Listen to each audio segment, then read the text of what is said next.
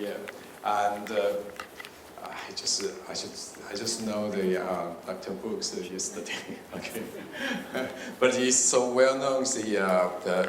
Now he's a chief scientist at the International Union for the Conservation of Nature, and now he's in the front. It's based in Switzerland, and then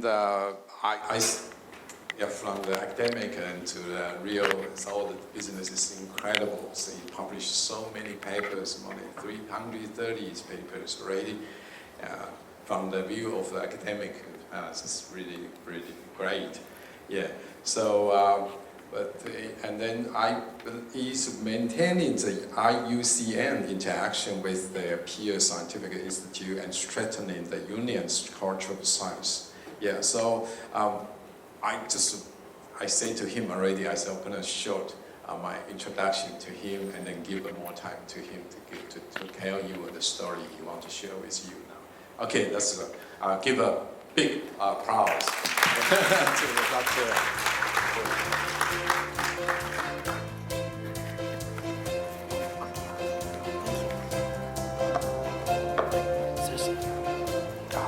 This one works now. This one is previous page and next page, and this one is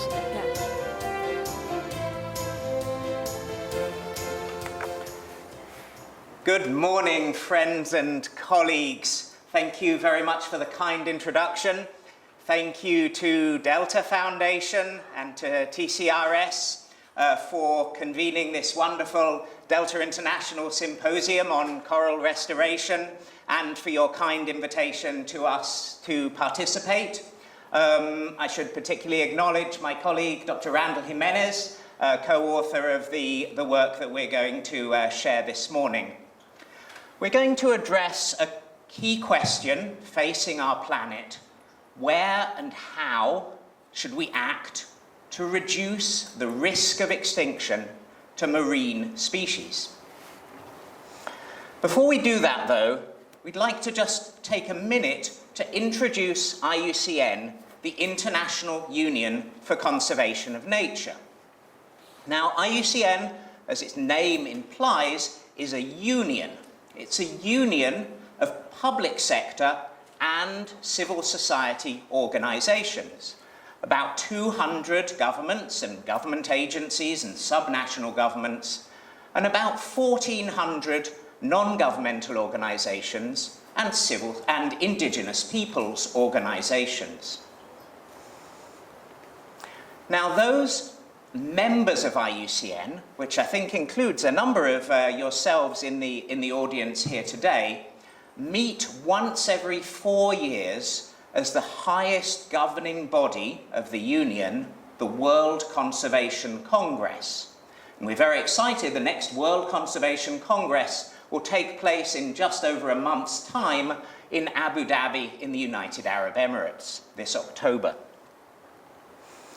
That World Conservation Congress does 3 things. First of all, it builds on the general body of policy of IUCN as a union by debating and adopting, or sometimes rejecting, motions, which, if they're accepted, become IUCN policy. Second, it approves a program and mandates for independent expert and scientific commissions for the coming 4 years. And third, it convenes elections of a global council who then govern IUCN over the coming 4-year period. With that council established, they then have the authority to recruit a Director General, who is the head of IUCN's Secretariat, and Randall and myself work for IUCN's Secretariat. And meanwhile, the elected chairs of IUCN's independent expert commissions can then proceed, based on those commission mandates, to establish those expert commissions comprising about 17,000 specialists from around the world, I think including a number of yourselves in the audience here today. So thank you for your contributions there. Let's move on to our question. So the core context for our question of where and how should we act to reduce the risk of extinction to marine species comes from developments over the last 10 years, extremely exciting developments to establish global goals for life on Earth, global goals for nature. The Sustainable Development Goals, established in 2015, for the first time ever, established goals for the environment, goals for nature, at the same level as global goals for social and for economic sustainability. They included specifically goals for maintaining life in the oceans and goals for maintaining life on land. And within those, a specific target 15.5, for protecting and preventing the extinction of threatened species. So we have an extremely high-level global mandate to reduce the risk of extinction to species. In the last few years, that mandate has had added precision and strength from the establishment of the Global Biodiversity Framework under the Convention on Biological Diversity. And the Global Biodiversity Framework establishes 4 top-level goals for maintaining biodiversity, and one of those, again, has a specific clause on the reducing the extinction risk to species tenfold by 2050. So that is reducing species extinction risk by 90%. Okay, so these global goals for life on Earth are wonderful. They're extremely important, they're extremely powerful. But what do they actually mean on the ground or in the water? If you are the manager of the marine protection area of Kenting National Park here, what does a global goal for reducing species extinction risk by 90% by 2050, what does that mean for how you plan and implement the conservation actions you undertake in managing the protected area? Our starting point for addressing this question comes from the IUCN Red List of Threatened Species. The IUCN Red List of Threatened Species was established in the early 1960s as a system for assessing species extinction risk. It now has been applied across more than 160,000 species around the world. Of those, more than 20,000 are marine species, and it's found that more than 2,000 of those marine species face a high risk of extinction in the wild in the medium-term future.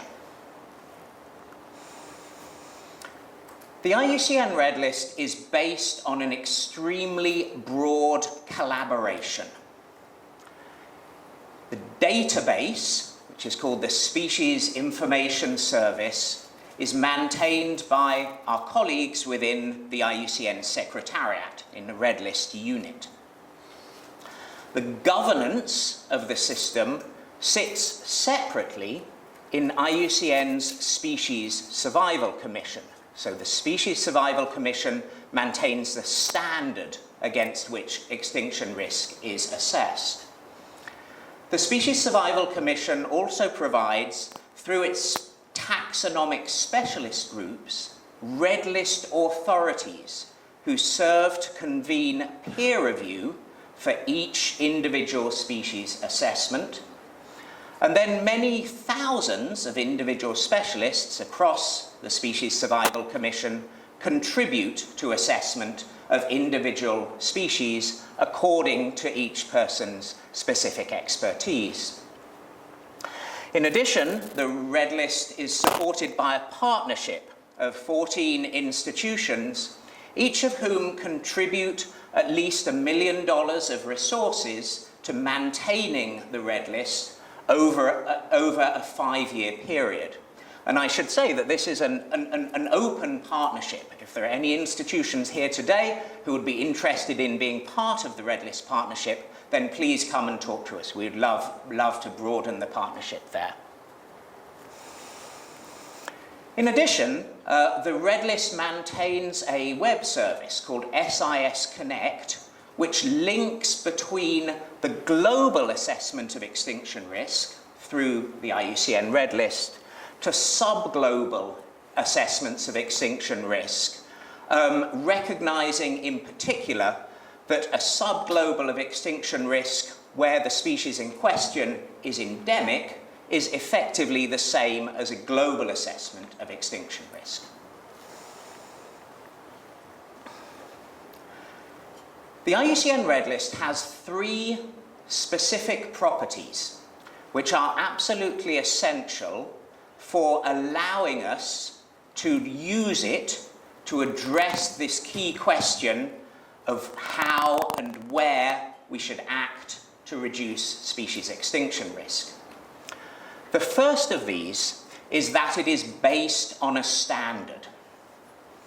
It was recognized as early as 1984 in the Road to Extinction Conference, convened by the Species Survival Commission, that in order for assessments of extinction risk to be repeatable, to be transparent, and to be comparable between different species groups, over time, over space, and between different assessors, the Red List needed to be based on a system of categories and criteria.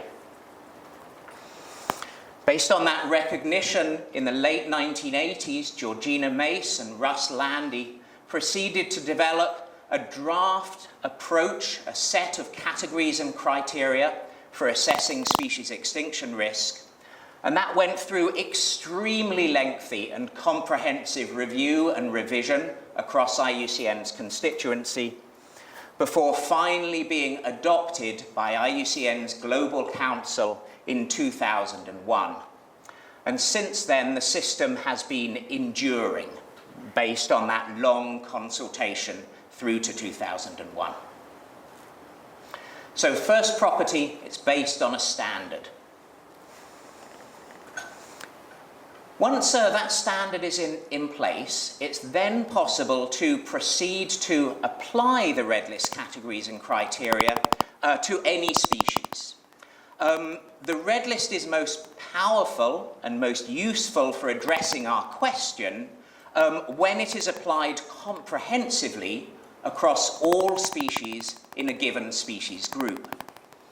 And so the Red List categories and criteria have been applied many times now, 8 times across all of the birds of the world by BirdLife International and the BirdLife Partnership, multiple times across all amphibian species, across all mammal species, all reptile species, freshwater species, freshwater fishes, odonata, decapod crustaceans, globally assessed for the first time last year. And then in the marine environment, all coral species assessed for the first time in 2008, and a comprehensive global reassessment of coral species is underway. And all shark and ray, all chondrichthyan fishes assessed in 2014. All of the world's marine fishes are under assessment at the moment, and that assessment should be completed next year, 16,000 or so marine fish species. Those data then tell us some very interesting things about the status and trends of different groups of species. In this graph, the hot colors, the reds and the oranges, show species which are assessed as threatened, as facing a high risk of extinction in the medium term. The blue colors show species which are, the green colors show species which are not threatened. And the gray colors, importantly, show species which are assessed as data deficient, insufficient data exist to allow the completion of an assessment of extinction risk. The blue lines that you can see there show the best estimates of the prevalence of extinction risk to each species group. And those blue lines are calculated by taking the assumption that data-deficient species are threatened at the same rate as are data-sufficient species. So this graph tells us two very important things. It tells us that we have a wide variation in the prevalence of extinction risk between different species groups, but it also tells us we have a wide variation in the prevalence of data deficiency between different species groups. And you can see there a number of marine groups facing particularly high levels of data deficiency and therefore signaling importance of work for research as well as research for conservation. Let me move on to the third property of the red list, which is fundamental to supporting, to tackling the question of where and how we should act to reduce species extinction risk. In addition to, the red list is not just a list. In addition to the assessment of extinction risk against the categories and criteria, it's also supported by a broad set of associated documentation. Part of that documentation is ecological, and so the red list incorporates documentation of species habitats following a standard classification scheme, documentation, quantitative documentation of elevation for species on land or depth for species in the sea, and spatial data, a range map associated with each species based on a set of mapping standards.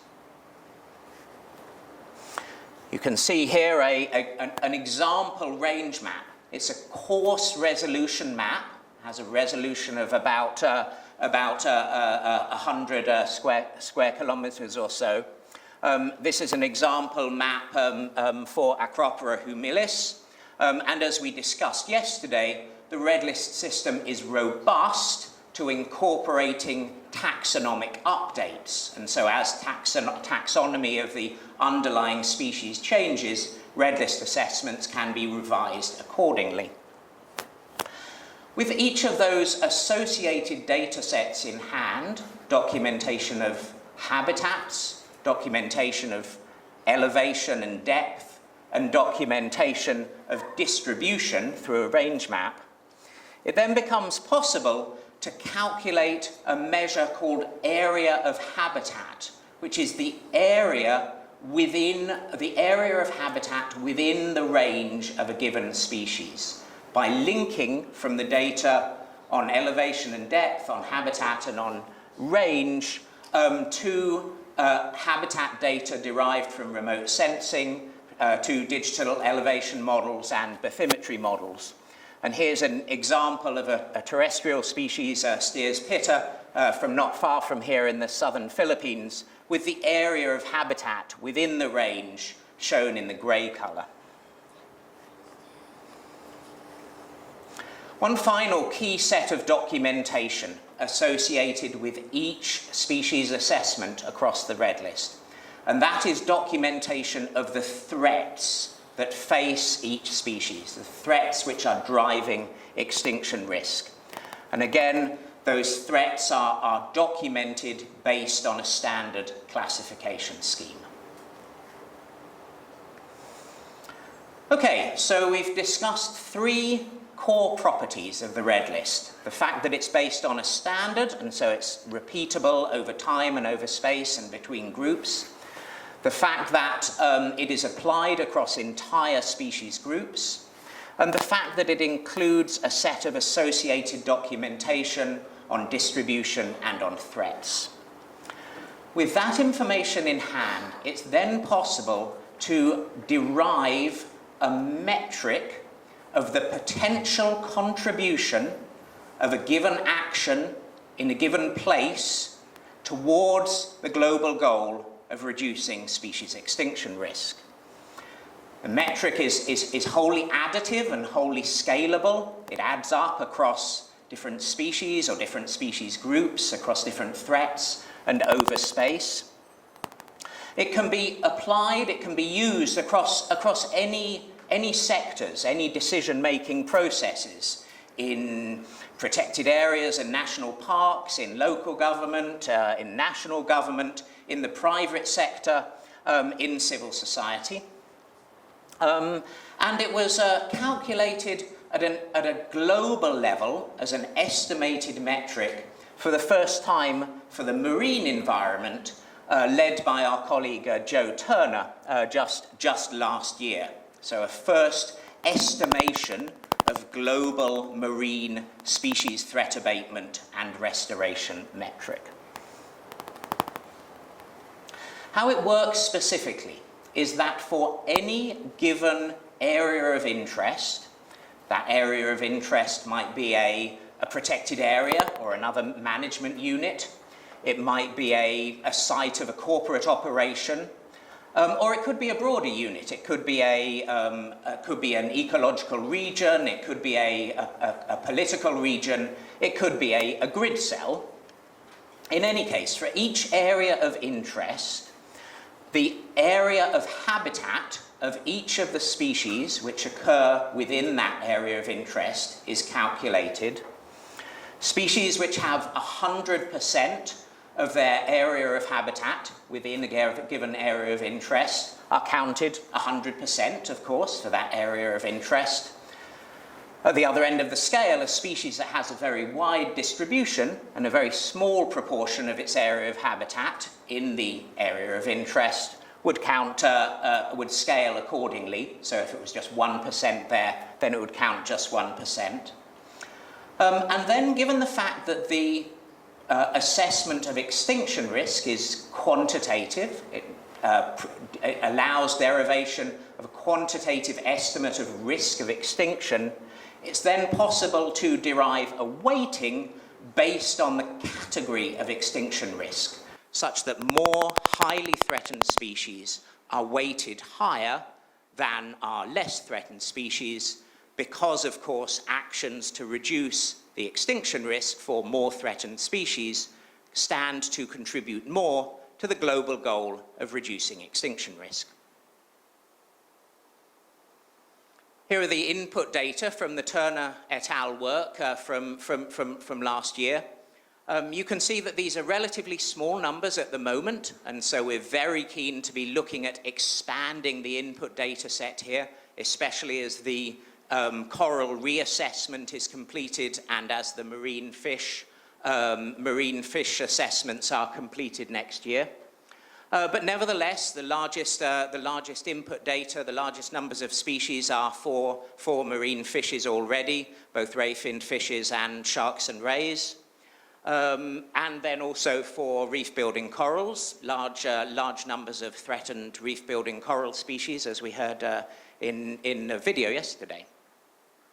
And then also data for some other groups, data for seabirds, for sea turtles and sea snakes, for cetaceans and pinnipeds, and for some other smaller groups. Here's the spatial visualization of the species threat abatement and restoration metric across the world's oceans, and here we actually put those data together with the terrestrial species threat abatement and restoration metric. And you can see that there's extremely wide variation in the opportunity to reduce extinction risk around the world. The variation here, the scale here runs over, I think it's over 6 orders of magnitude around the world. Nearly everywhere has some opportunity to contribute towards reducing extinction risk, but some places have much higher opportunity than others. Those places with high opportunity to reduce species extinction risk tend to cluster through the mountains of the world, through the coastlines and nearshore environments of the world, and through the islands of the world. And so it's no great surprise that based on all three of those characteristics, Taiwan emerges as having very high estimated values for the species threat abatement and restoration metric. And you can see down here in the south of Taiwan, extremely high values for marine star. One other really important property of STAR, of the species threat abatement and restoration metric, comes from the standard documentation of threats, which I mentioned earlier. Recall that all species have associated data on what threats they are faced by. With that in hand, it then becomes possible to break down, to disaggregate the STAR score for any given species according to the threats which it faces, and there's a system of documentation of scope and severity of those threats, which allow for quantification of that disaggregation. And then conversely, it's possible to add up the STAR score for a given threat across multiple species, so that from the perspective of a manager within any given area of interest, the manager of Kenting National Park, it becomes possible to identify where management activities stand to yield the greatest benefit in reducing risk of extinction across all species groups. And this is the disaggregation across threats for the estimated global species extinction, species threat abatement and restoration metric. And you can see that globally across the marine environment, there's an extremely large opportunity. About 40% of the global score comes from addressing threats from unsustainable fisheries, but then also a number of other threats also contributing substantially to the global score, including, you can see there, climate change, invasive species, coastal development, and a number of others. Finally, let's go all the way to the ground.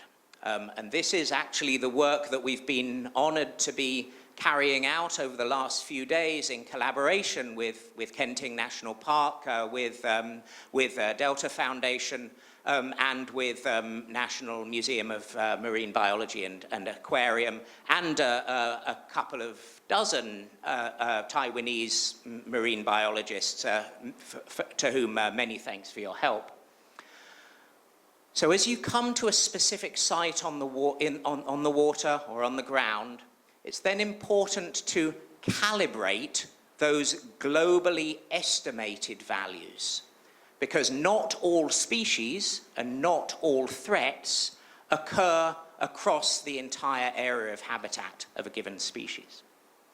So, for example, looking at the species level in this top bar here, there may be some globally threatened species which are estimated to occur in a site, but which don't, and so those need to be removed from the score. That's species C in this example.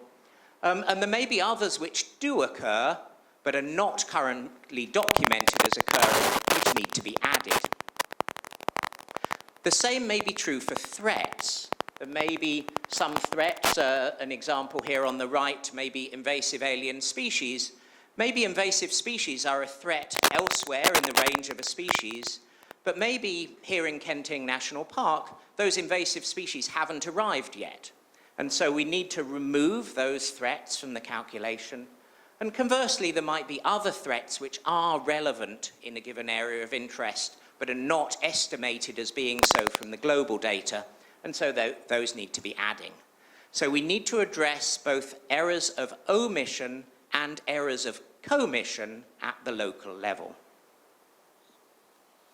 With those calibrated STAR values for each threat in hand, it then becomes possible for local managers to set targets for the reduction of those threats, and then to use locally appropriate monitoring data and we've heard a lot about those kinds of data in this symposium over the last couple of days, to track progress towards realizing those targets. So it's been an enormously exciting honor and pleasure to have the chance to undertake the first pilot of the calibration of marine star anywhere in the world, here in Kenting National Park over the last few days. The process has just started. It's early days still. We have, I think, a number of months. We would anticipate having preliminary results next year. But the early indications from discussions on Wednesday are that it is indeed going to be possible to meaningfully calibrate the species threat abatement and restoration metric in the context of the marine environment, and that we anticipate that the calibrated metric which emerges will be informative and useful in guiding the protected area management in implementing actions and quantifying their value in delivering on global goals for nature. We really look forward to perhaps having the opportunity to discuss those results at a future Delta International Symposium on Coral Restoration. Thank you very much indeed. Thank you, Dr. Wu. Okay, now we open the question.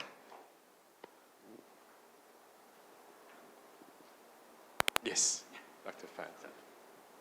Tom, great talk. Yeah, we learned a lot. And can you suggest the next calibration plan or realize plan to make the final results come true in Kenting area? For the specific work in Kenting, there's a large, as we saw on the earlier map, there are a large number of threatened species which potentially occur within Kenting National Park. And so it's really important for the calibration process to work through all of those, as we started doing on Wednesday, and to work through the threats accordingly, so you saw how important the threat data are, to confirm whether or not those threats and those species are indeed occurring here, and also to check that we're not missing any. To check that we're not missing any additional threatened species or additional threats that should be factored in. Maybe two other thoughts.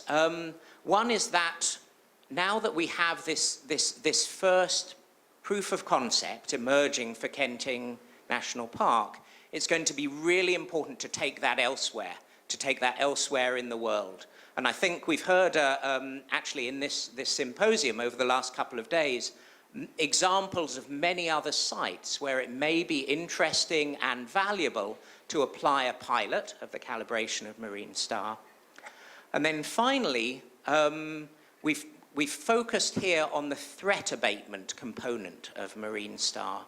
And we haven't yet talked about the restoration component. And that's clearly right at the heart of the discussion in this symposium. It's very difficult because very often we lack data on what historical environments, coral environments or other marine environments may have looked like, or indeed, as we heard in the opening comments from Professor Dai, what the desirable state for restoration actually should be. And so we would really like to collaborate with colleagues here, both on the conceptual level and on the data level, in advancing the restoration metric of marine star. Thanks. Any other questions? So Delta proposed they want to conserve 300 coral species, right? So what's your suggestion for this 300 coral species conservation plan integrate to the star metric?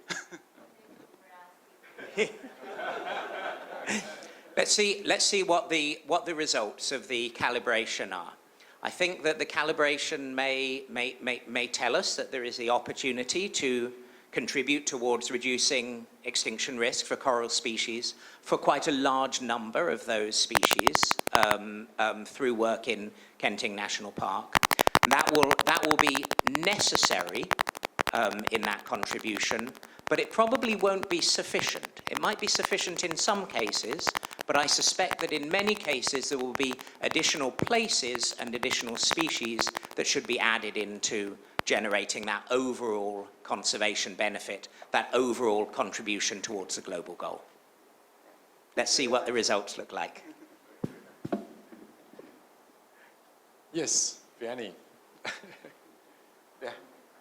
赶快跑，谢谢。 Thank you. I think, for example, in Taiwan, in the case of Kenting, I think we already have like a lot of evidence and data about actually what is threatening actually corals. We have climate change for sure, but I think local development, pollution, they are actually the main threat, and it's published. We already have actually like a batch of paper documenting this.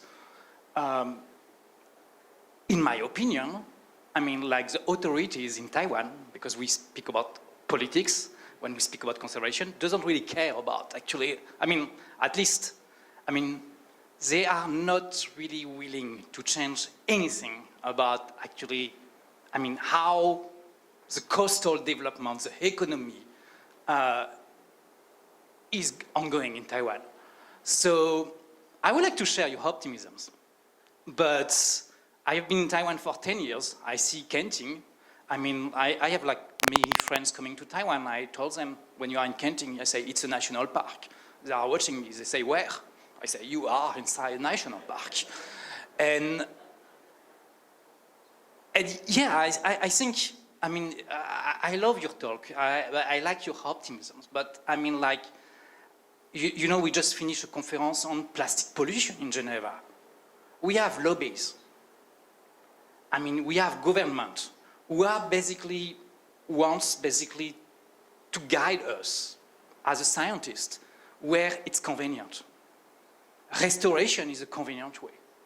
Planting corals, farming, it's a very easy way to say, oh, we are doing something. But we know it's not the main cause of decline, but we ignore it. We know pollution. We know coastal development is the most important things, but we still focus on, and we are here, about speaking about restoration, speaking about actually planting corals to save 300 species. But this is, I mean, like, it's a tip of the iceberg. And so I would like to have your opinions, because you are in IUCN. You are going to have actually in Abu Dhabi, sorry, the next conference. So what do you think about lobbies, governmental pressure, and all these things that actually, like, I would like to be useful for conservation, but I think we don't do conservation anymore, we do restoration. Conservation, we close our eyes on it. We say, okay, we just accept our fate. Great, thank you for the question. So the species threat abatement and restoration metric is fundamentally about quantification, about putting in place a robust and repeatable metric that can tell us where and that can tell us what actions will add up to contribute towards delivering these global goals which the highest authorities on our planet have agreed on. And so it provides us a mechanism to hold those decision-making structures accountable, to hold decision-making structures accountable at the level of delivering global goals, but also local actions accountable for delivering what they need to deliver if global goals are to have any chance of being achieved. So I don't see this as a magic bullet, as something that is suddenly going to change political decision making, but it provides a way to shine transparency on what specific local actions are doing to deliver global goals. Okay, because it's time up. So, but this is really good. We can keep all this discussion in this symposium. And then I think now I give a microphone to them. Thank you, Dr. Tan, and thank you to our two presenters. People say time up. So now it's time for a short break. So please take this opportunity to visit the poster session, which will end at 11 a.m. And also, if you need to store your luggage, please visit the information desk outside. Our next session will begin at 10:55. So please be back on time. Thank you so much.